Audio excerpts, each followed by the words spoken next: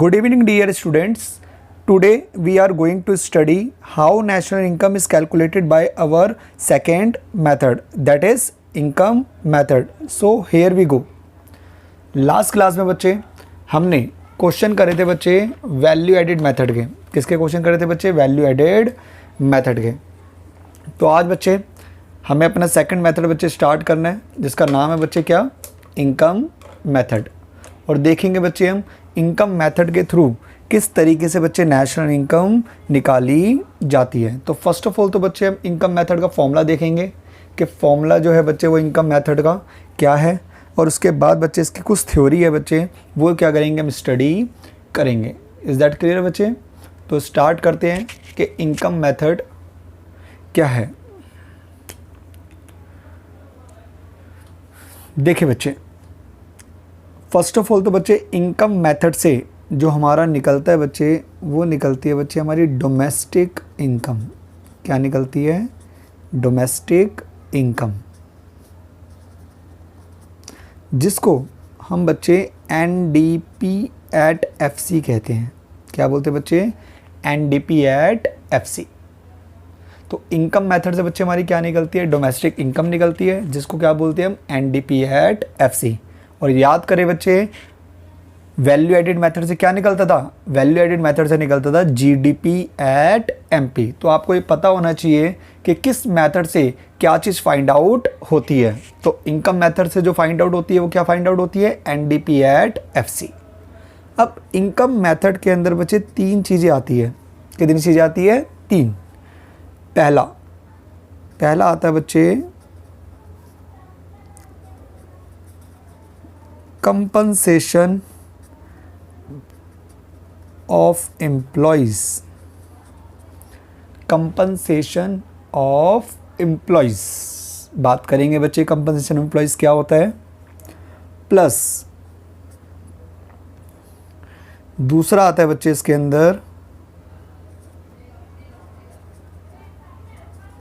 Operating surplus. क्या आता है बच्चे? Operating surplus. पहला आता है बच्चे कंपनसेशन ऑफ एम्प्लॉयज़ और दूसरा आता है ऑपरेटिंग सरप्लस। और तीसरा इसके अंदर आता है बच्चे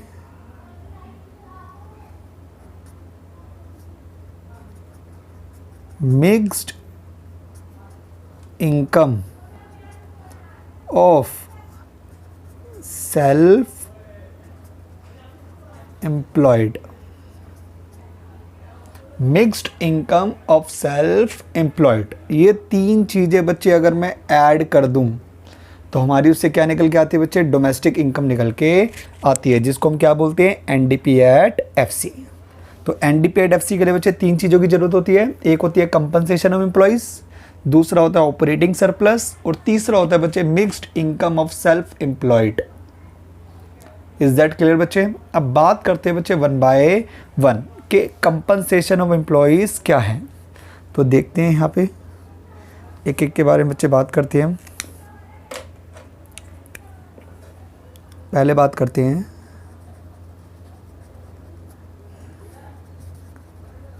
compensation of employees. Compensation of employees. अब बच्चे कंपनसेशन ऑफ एम्प्लॉयज़ क्या है? सपोज ये बच्चे एक एम्प्लॉयर है। ये कौन है बच्चे? एक एम्प्लॉयर। और ये है बच्चे एक एम्प्लॉय। ये एक एम्प्लॉयर है बच्चे और ये कौन है? एक एम्प्लॉय। एम्प्लॉय जो है वो बच्चे एम्प्लॉयर को क्या देता है? एम्प्लॉयर को बच्चे सर्विसेज प्रोवाइड करता है। क्या प्रोवाइड करता है? सर्विसेज प्रोवाइड करता है। इज़ दैट क्लियर बच्चे? एम्प्लॉय जो है वो एम्प्लॉयर को क्या प्रोवाइड करता है? सर्विसेज क्या करता है बच्चे? प्रोवाइड करता है। बदले में एम्प्लॉयर बच्चे एम्प्लॉय को क्या देता है? बदले में एम्प्लॉयर जो है बच्चे वो एम्प्लॉय को क्या देता है? इन जनरल बच्चे हमें पता है सैलरी देता है। क्या देता है? सैलरी देता है। ये बच्चे अभी तक हमें ये पता है ना? एम्प्लॉयर को सर्विसेज देता है और एम्प्लॉयर बदले में उसे क्या देता है? सैलरी देता है। ये अभी तक हमें पता है। लेकिन बच्चे सिर्फ और सिर्फ सैलरी नहीं देता, सैलरी के अलावा बच्चे और भी बेनिफिट्स क्या करता है, प्रोवाइड करता है। ठीक है ना, अभी तक हमें सिर्फ यही पता था कि वो सैलरी प्रोवाइड करता है, लेकिन सैलरी के अलावा और भी चीज़ें बच्चे क्या करता है, वो प्रोवाइड करता है। तो उसके बारे में हम बात करते हैं बच्चे, उसको बोला जाता है कंपनसेशन ऑफ एम्प्लॉयज़। तो बच्चे वो क्या क्या चीज़ें हैं जो एम्प्लॉयर एम्प्लॉय को प्रोवाइड कराता है। पहली, सैलरी एंड वेजेस।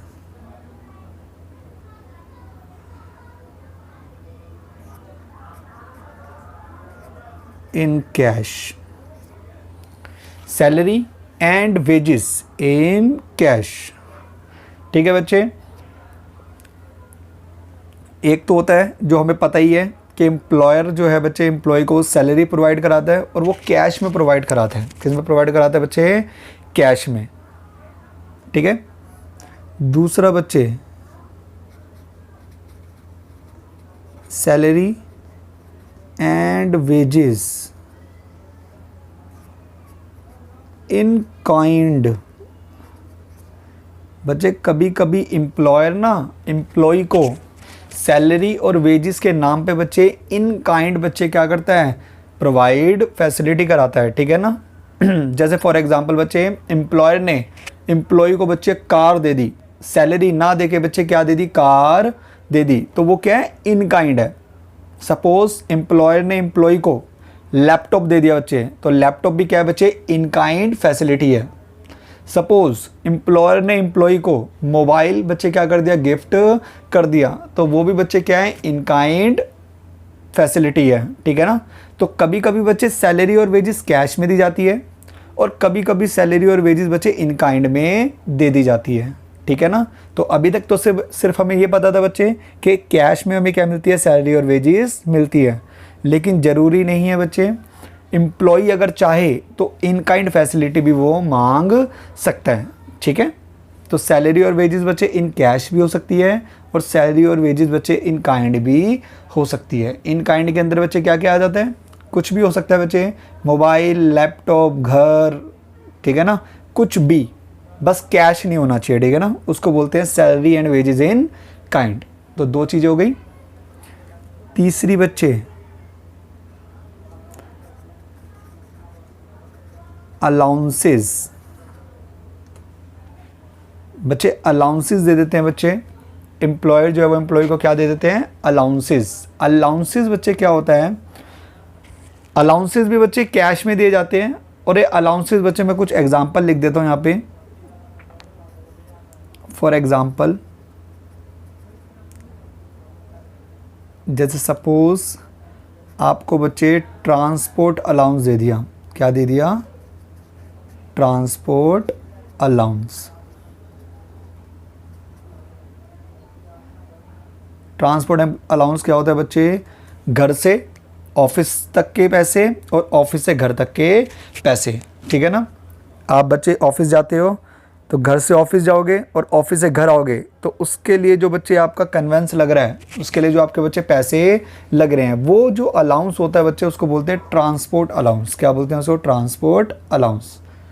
घर से ऑफिस और ऑफिस से घर। ठीक है ना, उसके पैसे अगर बच्चे वो दे रहे हैं तो उसको बोला जाता है अलाउंसेस। और भी होते हैं बच्चे, मेडिकल अलाउंस होता है। क्या होता है बच्चे, मेडिकल अलाउंस। अगर एम्प्लॉय की तबीयत ख़राब हो जाए,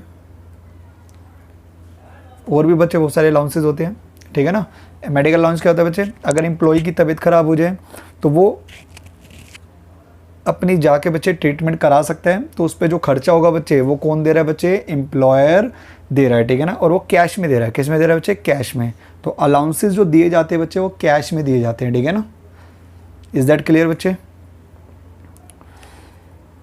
चौथा, बोनस। एम्प्लॉयर एम्प्लॉय को बच्चे क्या दे रहा है, बोनस दे रहा है, तो वो भी बच्चे कंपनसेशन ऑफ एम्प्लॉयज माना जाता है।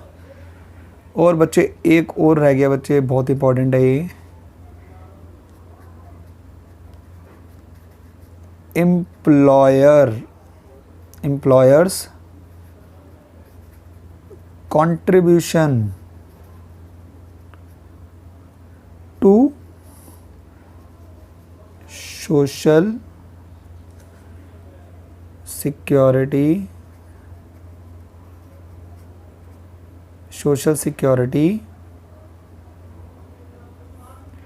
स्कीम। ये बच्चों ऊपर लिख देता हूँ मैं scheme.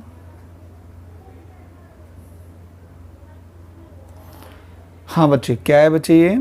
Employer contribution to social security scheme. ये क्या होता है बच्चे? एम्प्लॉयर जो होता है बच्चे, वो एम्प्लॉय के प्रोविडेंट फंड अकाउंट के अंदर बच्चे क्या कर देता है? पैसे जमा करा देता है। उसको बोला जाता है employer contribution to social security scheme. क्या बोलते हैं उसको? Employer contribution to social security scheme. आप चाहे तो बच्चे यहाँ पे ब्रैकेट में लिख लेना,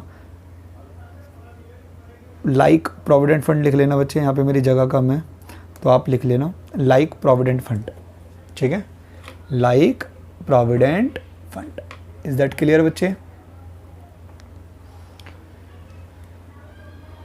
तो आप ब्रैकेट में लिख लेना बच्चे लाइक प्रोविडेंट फंड। तो ये सारी चीजें आती है बच्चे किसके अंदर? कंपनसेशन ऑफ एम्प्लॉयज में। एम्प्लॉयर को क्या देता है बच्चे? सर्विसेज देता है, और बदले में एम्प्लॉय को सिर्फ और सिर्फ सैलरी नहीं देता बच्चे, salary and wages in cash दे सकता है, salary and wages in kind दे सकता है, अलाउंसेस दे सकता है, बोनस दे सकता है, और एम्प्लॉयर कंट्रीब्यूशन। बच्चे वर्ड ध्यान रखना, ये एम्प्लॉयर कंट्रीब्यूशन। आपको एम्प्लॉयर का कंट्रीब्यूशन लेना है, एम्प्लॉय का कंट्रीब्यूशन नहीं लेना। ठीक है ना? किसका कंट्रीब्यूशन लेना है? एम्प्लॉयर का। जो बच्चे एम्प्लॉयर जमा करा रहा है प्रोविडेंट फंड अकाउंट में, वो लेना है आपको। ठीक है ना? एम्प्लॉय का कंट्रीब्यूशन नहीं लेना। ठीक है ना? क्योंकि बात चल रही है एम्प्लॉयर एम्प्लॉय को क्या क्या देता है। तो यहाँ पे बच्चे एम्प्लॉयर दे रहा है ये सारी चीज़ें। ठीक है ना? ये सारी चीज़ें कौन दे रहा है? एम्प्लॉयर। इज दैट क्लियर बच्चे? तो ये सारी चीज़ अगर बच्चे मैं ऐड कर दूं, ये सारी चीज़ अगर मैं ऐड कर दूं, तो बच्चे जो निकल के आएगा उसको बोला जाता है कंपनसेशन ऑफ एम्प्लॉयज़। क्या बोलते हैं बच्चे उसको? Compensation of employees. I hope एक एक चीज़ बच्चे क्लियर हो गई होगी। तो अगर मैं इन सारी चीज़ों को बच्चे क्या कर दूं, इन सारी चीज़ों को क्या कर दूं? ऐड कर दूं। क्या कर दूं? ऐड। तो मेरा क्या निकल के आ जाएगा? Compensation of employees.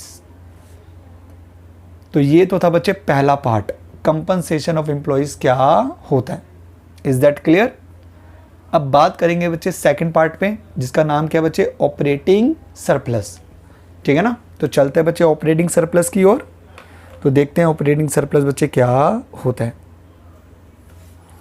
देखते हैं बच्चे क्या होता है ऑपरेटिंग सरप्लस। तो यहाँ लिख लेते हैं बच्चे मिडल में ऑपरेटिंग सरप्लस। अब बच्चे ऑपरेटिंग सरप्लस को ना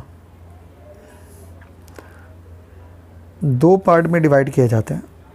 कितने पार्ट में डिवाइड किया जाता है? दो पार्ट में। ऑपरेटिंग सरप्लस में बच्चे क्या क्या आता है देखे जरा। पहला, income from property. Income from property. और दूसरा आता है बच्चे इनकम फ्रॉम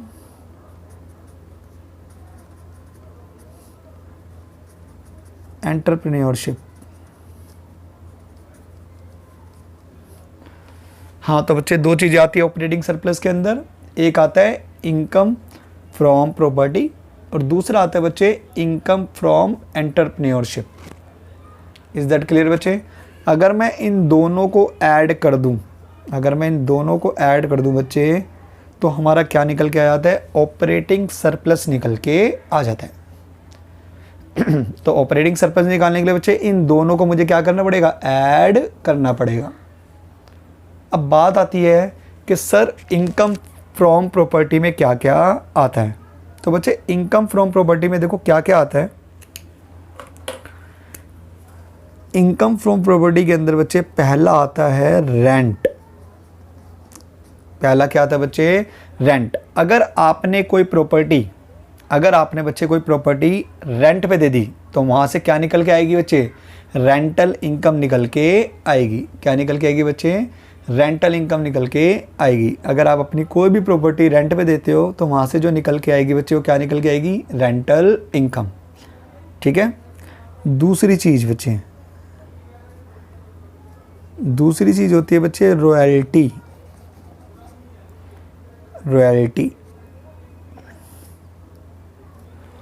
अब रॉयल्टी क्या होती है बच्चे? रॉयल्टी बच्चे, अगर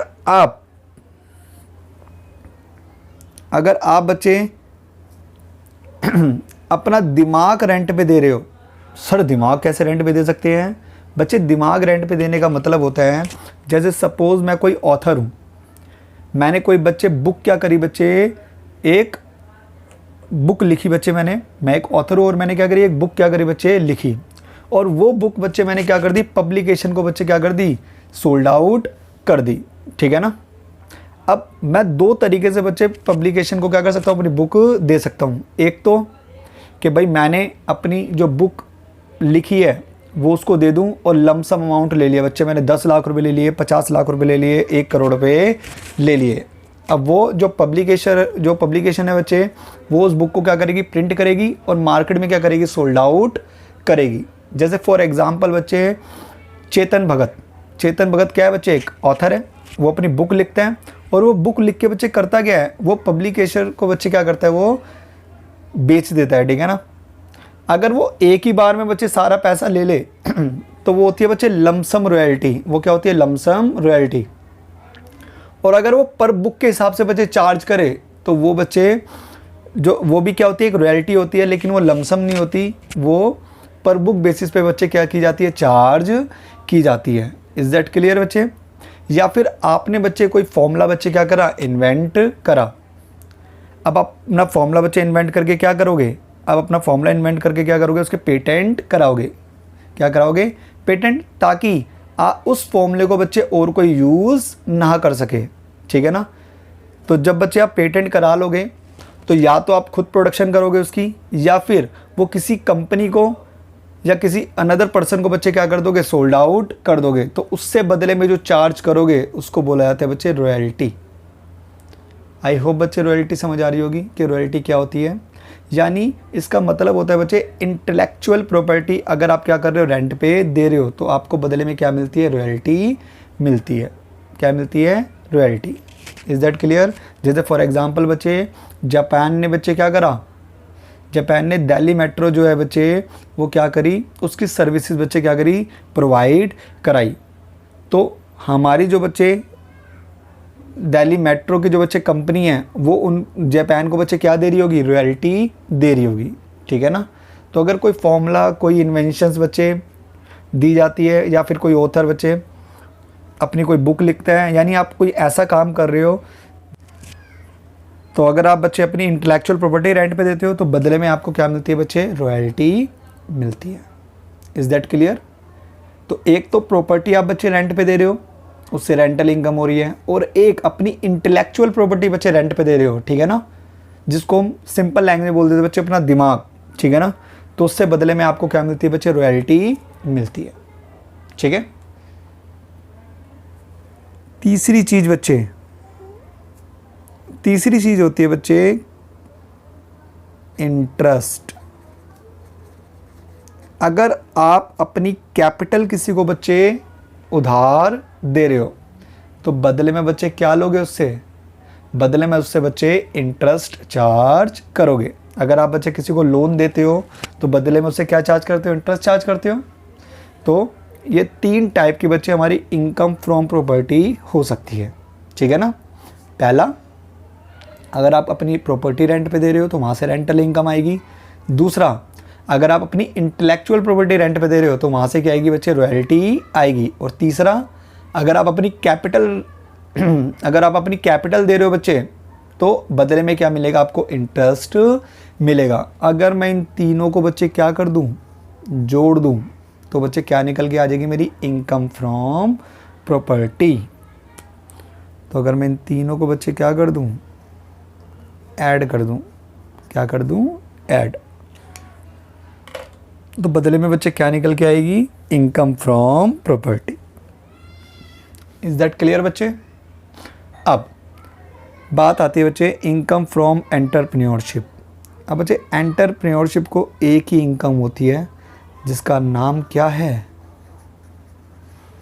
प्रॉफिट्स, जिसका नाम क्या है बच्चे, प्रॉफिट्स। एंटरप्रेन्योर को बच्चे क्या मिलता है, सिर्फ और सिर्फ प्रॉफिट मिलता है बच्चे, ठीक है ना सिर्फ और सिर्फ क्या मिलता है, प्रॉफिट। Is that clear.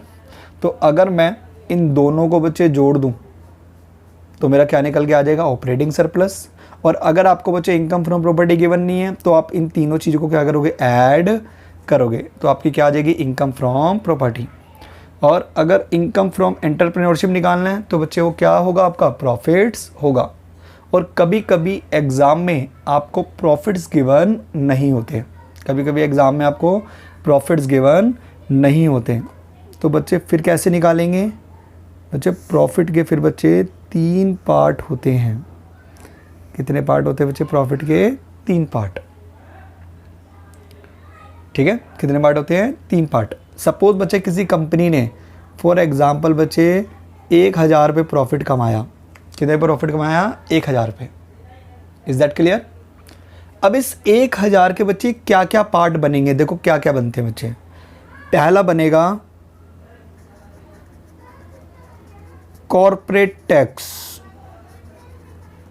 क्या बनेगा बच्चे, कॉर्पोरेट टैक्स। यानी बच्चे अगर कंपनी ने प्रॉफिट कमाए तो उसके ऊपर बदले में कंपनी को क्या देना पड़ेगा, टैक्स देना पड़ेगा। क्या देना पड़ेगा, टैक्स देना पड़ेगा, तो उसको बोला जाता है बच्चे कॉर्पोरेट टैक्स। तो ये मान लेते हैं कॉर्पोरेट टैक्स बच्चे कंपनी के हैं 100 रुपये, तो कंपनी ने बच्चे 100 रुपये तो क्या दे दिए, कॉर्पोरेट टैक्स के नाम के दे दिए। अब कंपनी के पास बचे कितने रुपए बचे, कंपनी के पास बचे 900 रुपये। कितने रुपये बचे, 900 रुपये। अब कंपनी इस 900 रुपये में से क्या क्या करेगी, पहला तो बच्चे डिविडेंड, क्या दे देगी, डिविडेंड दे देगी। डिविडेंड का बच्चे दूसरा नाम होता है डिस्ट्रीब्यूटेड प्रॉफिट। ये मान लेते बच्चे कंपनी ने 400 रुपये दे दिए। डिविडेंड क्या होता है बच्चे, डिविडेंड कंपनी अपने शेयर होल्डर्स को बच्चे प्रॉफिट में से देती है, ठीक है ना, ताकि बच्चे शेयर होल्डर जो है वो खुश हो जाएं कि हाँ एक अच्छी कंपनी में उन्होंने क्या कर रखा है, इन्वेस्ट कर रखा है, ठीक है ना। तो कंपनी अपने शेयर होल्डर को खुश करने के लिए बच्चे क्या देती है, डिविडेंड क्या करती है, डिस्ट्रीब्यूट करती है, ठीक है। तो लेट से बच्चे हमने मान लिया 400 रुपये बच्चे कंपनी ने क्या दे दिया, डिविडेंड दे दिया, ठीक है। अब कंपनी के पास कितने रुपये बचे, 500 रुपये, तो उसको बोला जाता है बच्चे रिटेन्ड अर्निंग। क्या बोला जाता है, रिटेन्ड अर्निंग। या फिर बच्चे दूसरा नाम क्या होगा,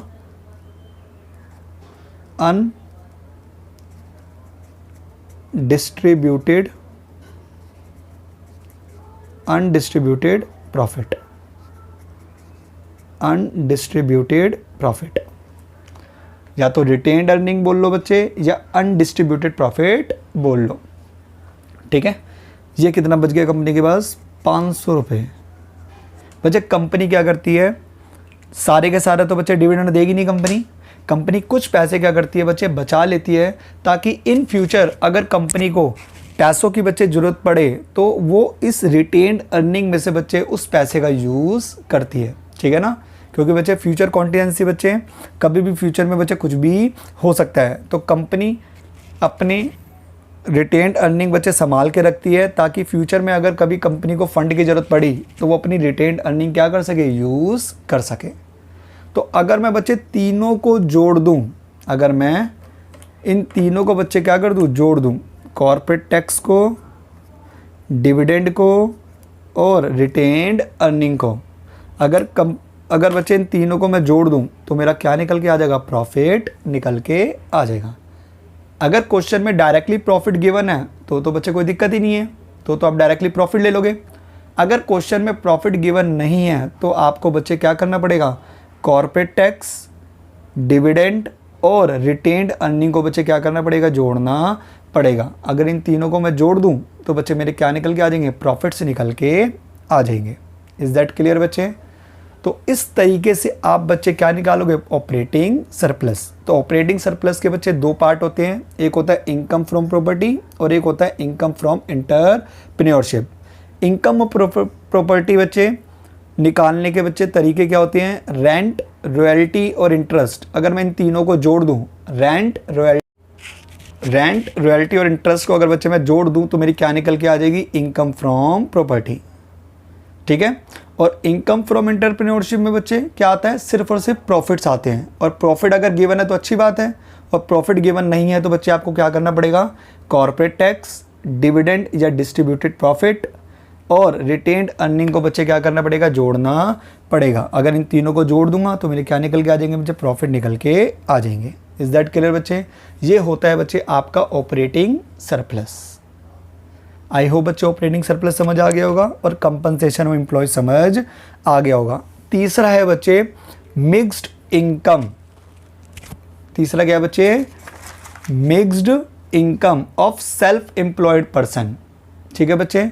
अब ये मिक्स्ड इनकम क्या होती है बच्चे, ऐसे लोग जो अपना बिजनेस करते हैं बच्चे, ऐसे लोग जो अपना बिजनेस करते हैं, अपनी ही लैंड यूज़ करते हैं, खुद ही बच्चे लेबर होते हैं, ठीक है, और खुद ही एंटरप्रेन्योर होते हैं और अपनी ही कैपिटल क्या करते हैं, यूज़ करते हैं। यानी चारों चीज़ें बच्चे अपनी ही क्या कर रहे हैं, वो यूज़ कर रहे हैं। ठीक है ना, लैंड भी उनकी खुद की है, लेबर भी वो खुद ही हैं, कैपिटल भी अपनी लगा रहे हैं और एंटरप्रेन्योर बच्चे अपना आइडिया भी उनका बिजनेस का अपना ही है।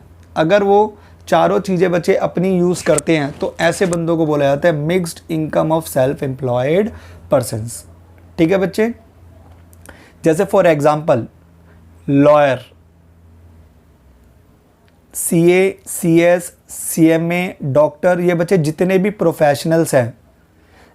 प्रोफेशनल्स हैं बच्चे, उनकी जो इनकम होती है वो कहाँ आती है, mixed income of self employed में आती है। अगर वो कहीं पे जॉब नहीं कर रहे तो, ठीक है ना, अगर वो जॉब कर रहे हैं तब तो उनको बच्चे सैलरी मिलेगी, मतलब बेसिकली कंपनसेशन एम्प्लॉयज़ मिलेगा बच्चे। और अगर वो जॉब नहीं कर रहे, अगर अपना ही बच्चे क्या कर रहे हैं, ऑफिस क्या कर रहे हैं बच्चे, अपना ऑफिस क्या कर रहे हैं बच्चे, सेटअप कर रहे हैं, ठीक है ना, तो वहाँ से जो इनकम होगी वो बच्चे mixed income of self employed में आएगी। और कौन आएगा बच्चे, आपने देखा होगा जितने भी बच्चे क्या नाम है, जितनी भी छोटी छोटी शॉप्स होती है वो क्या करते हैं बच्चे, खुद ही क्या करते हैं, वो ऑपरेट करते हैं। ठीक है ना, अपना ही पैसा लगाते हैं, अपनी ही बच्चे क्या करते हैं, उनका अपना ही आइडिया होता है और अपना ही आइडिया होता है बच्चे, अपने ही पैसे लगाते हैं और या तो बच्चे वो रेंट पे ले लेते हैं शॉप या फिर अपनी ही क्या करते हैं बच्चे, शॉप चलाते हैं। ठीक है ना, चारों चीज़ें बच्चे वो क्या करते हैं, अपनी ही यूज़ करते हैं। ठीक है, तो वो सारे बच्चे जितनी भी उनकी इनकम होती है सारी किस में आती है, मिक्स्ड इनकम में आती है। ठीक है, आई होप बच्चे समझ आ गया होगा।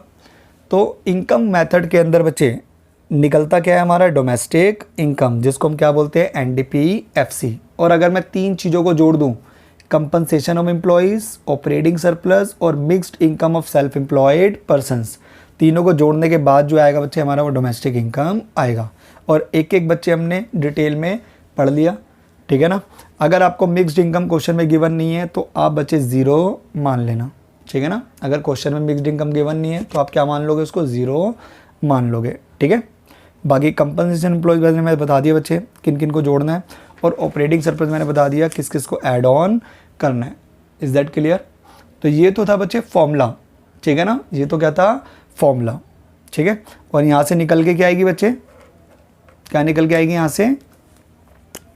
यहाँ से निकल के आएगी बच्चे एनडीपीएफसी। लेकिन अगर बच्चे मुझे नेशनल इनकम निकालनी है, क्या निकालनी है, नेशनल इनकम, जिसको हम क्या बोलते हैं, NNP eight FC।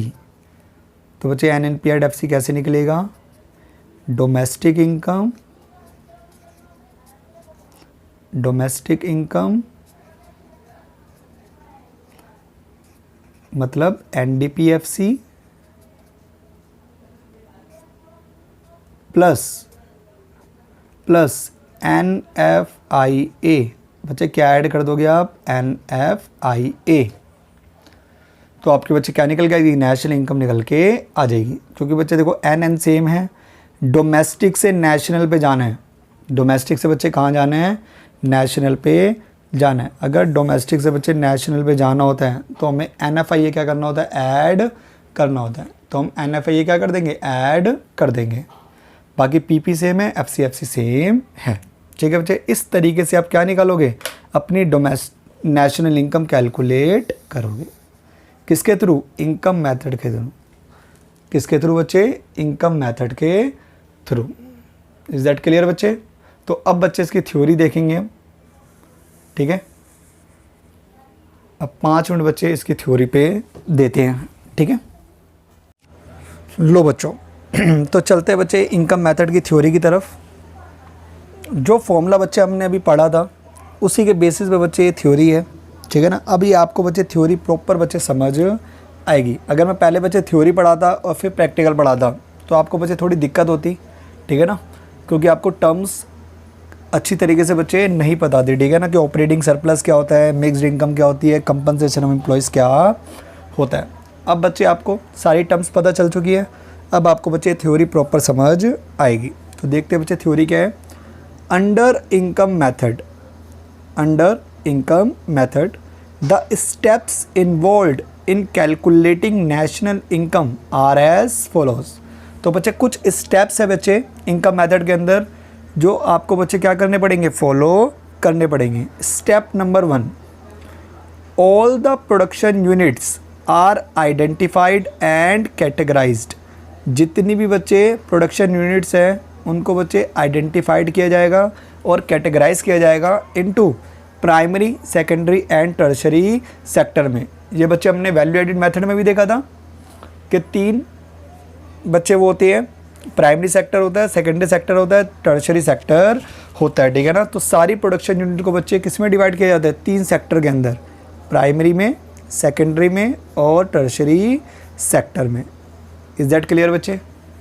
Second step, sector में बच्चे कैटेगराइज करने के बाद estimate the following factor incomes. बच्चे वर्ड है एस्टिमेट। आप बच्चे एक्चुअल निकाल ही नहीं पाओगे। ठीक है ना, आप एक्चुअल कभी निकाल ही नहीं पाओगे। गवर्नमेंट भी बच्चे एस्टिमेशन निकालती है कि लगभग इसके आसपास होगी। ठीक है ना, तो सारी चीज़ें बच्चे एस्टिमेट होती है, एक्चुअल निकालना बच्चे बहुत मुश्किल है। ठीक है ना, इज़ दैट क्लियर? तो estimate the following factor incomes. और बच्चे फैक्टर इनकम्स की बात चल रही है, यानी वो इनकम जो मेहनत करके बच्चे क्या करते हैं? हम कमाते हैं। ठीक है ना, तो बात किसकी चल रही है? फैक्टर इनकम्स की। तो बच्चे 3 पार्ट में डिवाइड किया गया है, compensation of employees, operating surplus और तीसरा बच्चे mixed income of self employed. ठीक है ना, तो इन तीनों की फैक्टर इनकम्स, कौन सी इनकम बच्चे? फैक्टर इनकम्स, यानी जो मेहनत करके कमाई है। ठीक है ना, इन तीनों की अगर बच्चे मैं ऐड कर दूं, ठीक है ना, उसका एस्टिमेशन। ठीक है ना, इज दैट क्लियर? और ये तीनों सेक्टर का लेना बच्चे, प्राइमरी सेक्टर का भी, सेकेंडरी सेक्टर का भी और टर्शरी सेक्टर का भी। ठीक है ना, तीनों सेक्टर के अगर मैं बच्चे इन तीनों फैक्टर इनकम्स को जोड़ दूं तो उससे क्या निकल के आएगा बच्चे? Step number 3, add the above factor incomes in all the sectors to get domestic income. अगर बच्चे मैं ऐड कर दूं अबव फैक्टर इनकम्स को ऑल द सेक्टर्स, तो बच्चे क्या मिलेगा मुझे? Domestic income. यही देखा था बच्चे अभी हमने। डोमेस्टिक इनकम किसके इक्वल थी? Compensation of employees plus operating surplus plus mixed income of self employed. अगर बच्चे मैं इन तीनों को जोड़ दूँ, हर एक सेक्टर के, प्राइमरी सेक्टर को भी, सेकेंडरी सेक्टर को भी और टर्शरी सेक्टर को भी, तो बच्चे उससे मिलने वाली जो इनकम होती है उसको क्या बोला जाता है? Domestic income. ठीक है, फिर आता है बच्चे स्टेप नंबर 4, ऐड बच्चे अब ऐड कर दो net factor income from abroad. अगर बच्चे डोमेस्टिक इनकम में ऐड कर दूं मैं net factor income from abroad, तो बच्चे क्या निकल के आएगी? किस में ऐड करनी है बच्चे? डोमेस्टिक इनकम में। तो क्या निकल के आएगी? National income. यही देखा था बच्चे अभी हमने, ठीक है ना। तो ये स्टेप्स है बच्चे, 4 स्टेप है किसके? इनकम मेथड के। सबसे पहले तो हम क्या करते हैं, सारी की सारी प्रोडक्शन यूनिट्स को आइडेंटिफाई करते हैं और कैटेगराइज करते हैं 3 सेक्टर के अंदर, प्राइमरी सेक्टर, सेकेंडरी सेक्टर और टर्शरी सेक्टर। फिर स्टेप नंबर 2 में बच्चे हर एक सेक्टर की बच्चे फैक्टर इनकम्स को बच्चे ऐड करते हैं। और फैक्टर इनकम में बच्चे कौन कौन सी? Compensation of employees, operating surplus और mixed income of self employed.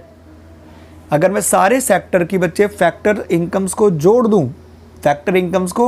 दूं, तो बच्चे हमारी जो निकल के आती है बच्चे, वो निकल के आती है डोमेस्टिक इनकम। ये कहता है बच्चे स्टेप नंबर 3।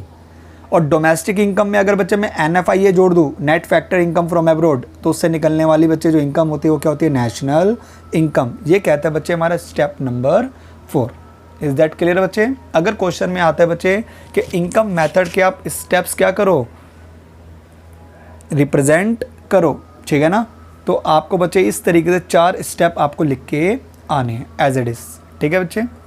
तो ये तो था बच्चे कि 4 स्टेप कौन कौन से होते हैं बच्चे अंडर इनकम मेथड, ठीक है। अब बात करेंगे बच्चे कुछ प्रिकॉशंस होती है, ठीक है ना, कुछ प्रिकॉशंस होती है बच्चे इनकम मेथड के अंदर। वो देखते हैं बच्चे वो क्या क्या प्रिकॉशंस होती है, ठीक है ना। वो भी आपको बच्चे क्या करनी पड़ती है? एग्जाम में लिख के आनी पड़ती है। तो प्रिकॉशंस देखते हैं बच्चे वो क्या क्या है। लो बच्चों, ये प्रिकॉशंस है बच्चे, precautions in national income under income method, ठीक है बच्चे। इन चीज़ों का ध्यान रखना आपको इनकम मेथड के अंदर। पहला बच्चे, only factor incomes are included. बच्चे फैक्टर इनकम्स सिर्फ और सिर्फ इंक्लूड की जाती है। कौन सी income? Factor income. But transfer incomes are not included. Transfer income जो होती है बच्चे नॉट इंक्लूडेड। ये तो बच्चे मैंने आपको स्टार्टिंग में बताया था, जब फैक्टर इनकम और ट्रांसफ़र इनकम में डिफरेंस बताया था, तब मैंने बताया था फैक्टर इनकम नेशनल इनकम में इंक्लूड होती है और ट्रांसफ़र इनकम नेशनल इनकम में इंक्लूड नहीं होती। और ट्रांसफ़र इनकम क्या थी बच्चे? वो इनकम जो बिना मेहनत करे कमाई है, वो इनकम जो बिना मेहनत करे बच्चे कमाई है। जैसे फॉर एग्ज़ाम्पल बच्चे लाइक गिफ्ट,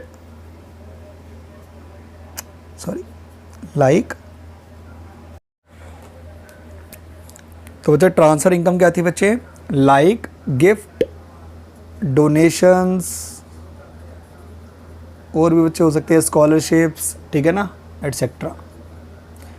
तो वो इनकम बच्चे जो बिना मेहनत करे कमाई है बच्चे, उसको क्या बोलते हैं? Transfer income. तो नेशनल इनकम में बच्चे सिर्फ और सिर्फ फैक्टर इनकम काउंट होती है, ट्रांसफ़र इनकम काउंट नहीं होती। इज दैट क्लियर बच्चे? तो ये तो था बच्चे पहला point. Second point, imputed rent of self occupied houses are included. बच्चे इम्प्यूटेड रेंट क्या होता है? इम्प्यूटेड रेंट बच्चे उसको बोलते हैं, जैसे बच्चे हम अपने ही घर में बच्चे क्या कर रहे हैं? कोई बिजनेस कर रहे हैं। अगर मैं बच्चे अपनी ही बिल्डिंग में कोई बिजनेस कर रहा हूँ, तो मुझे किसी को रेंट देने की तो ज़रूरत है नहीं। अगर मैं कहीं बाहर से बच्चे बिल्डिंग रेंट पे लेता हूँ, तो मैं बाहर वालों को बच्चे क्या दूंगा? रेंट दूंगा, ठीक है ना, बाहर वालों को क्या दूंगा? रेंट दूंगा। लेकिन अगर मैं अपनी ही बिल्डिंग बच्चे अपने बिजनेस के लिए यूज़ कर रहा हूँ, तो मुझे किसी को रेंट देने की तो ज़रूरत तो है नहीं। तो बच्चे वो जो वैल्यू होती है बच्चे, अगर मैं बाहर से लेता तो मुझे रेंट देना पड़ता, लेकिन अगर मैं अपनी ही घर की बिल्डिंग यूज़ कर रहा हूँ बच्चे, तो वो जो वैल्यू है बच्चे उस घर की, उसको बोला जाता है बच्चे इम्प्यूटेड रेंट। क्या बोला जाता है? Imputed rent. अगर आप अपने बिजनेस में अपनी ही बच्चे बिल्डिंग या लैंड क्या कर रहे हो? यूज़ कर रहे हो, तो उसका कुछ ना कुछ तो बच्चे रेंट होता होगा। तो वो जो रेंट होता है बच्चे, उसको बोला जाता है इम्प्यूटेड रेंट। और वो जो इम्प्यूटेड रेंट होता है बच्चे, वो बच्चे क्या किया जाता है? इंक्लूड किया जाता है। तो क्या किया जाता है बच्चे? इंक्लूड किया जाता है। तो पहला पॉइंट, फैक्टर इनकम बच्चे इंक्लूड होती है, ट्रांसफ़र इनकम इंक्लूड नहीं होती। दूसरा बच्चे इम्प्यूटेड रेंट क्या होता है बच्चे, इंक्लूड होता है। और इम्प्यूटेड रेंट क्या होता है, अपने ही बिजनेस के लिए अगर आप कोई बिल्डिंग या लैंड क्या कर रहे हो, यूज़ कर रहे हो, तो उसकी कुछ ना कुछ तो वैल्यू क्या होगी बच्चे, डेफिनेटली होगी। वो जो वैल्यू होगी उसको बोला जाता है इम्प्यूटेड रेंट। तीसरा बच्चे विंड फॉल गेन्स। बच्चे विंड फॉल गेन्स वो होते हैं जो अचानक से हो जाए, जो क्या हो जाए बच्चे, अचानक से हो जाए, जिसके बारे में बच्चे हमने कभी सोचा नहीं था। जैसे for example lottery, for example lottery. अब बच्चे लॉटरी से इनकम जो होती है उसको बोला जाता है विंड फॉल गेन, क्योंकि बच्चे लॉटरी की जो इनकम होती है वो अचानक से बच्चे इनकम होती है, ठीक है ना। हमें एक्सपेक्टेड ही नहीं होता बच्चे कि हमारी लॉटरी लगेगी या नहीं लगेगी, तो वो जो इनकम होती है बच्चे उसको बोला जाता है विंड फॉल गेन, ठीक है ना। तो wind fall gain like lottery etcetera should not included. बच्चे वो इनकम इंक्लूड नहीं की जाती, वो इनकम इंक्लूड नहीं की जाती। क्यों नहीं की जाती बच्चे, क्योंकि ये जो इनकम है ये बच्चे मेहनत करके थोड़ी ना कमाई है हमने। लॉटरी खेलना बच्चे कोई मेहनत करके थोड़ी ना कमाई है हमने, ठीक है ना। तो विंडफॉल गेन भी बच्चे नेशनल इनकम में इंक्लूड नहीं होता। चौथा बच्चे interest on loan taken for consumption purpose. अगर आपने बच्चे कोई लोन लिया है कंजम्पशन पर्पस के लिए, किस पर्पस के लिए, कंजम्पशन पर्पस के लिए, तो बच्चे उस लोन के ऊपर जो इंटरेस्ट होता है बच्चे वो भी बच्चे काउंट नहीं होता, शुड नॉट इंक्लूडेड। क्योंकि बच्चे यहाँ पे बात कंजम्पशन की नहीं होती, यहाँ पे बात होती है प्रोडक्शन की। नेशनल इनकम के अंदर बच्चे बात किसकी होती है, प्रोडक्शन की। क्योंकि अगर हमारा प्रोडक्शन बढ़ेगा तो हमारी बच्चे कंट्री की जीडीपी क्या होगी, इंक्रीज़ होगी, और हमारी कंट्री की बच्चे जीडीपी इंक्रीज़ होगी तो हमारी कंट्री की नेशनल इनकम क्या होगी, इंक्रीज़ होगी। तो नेशनल इनकम के अंदर बच्चे प्रोडक्शन से रिलेटेड बात होती है, कंजम्पशन से रिलेटेड बात नहीं होती, ठीक है ना।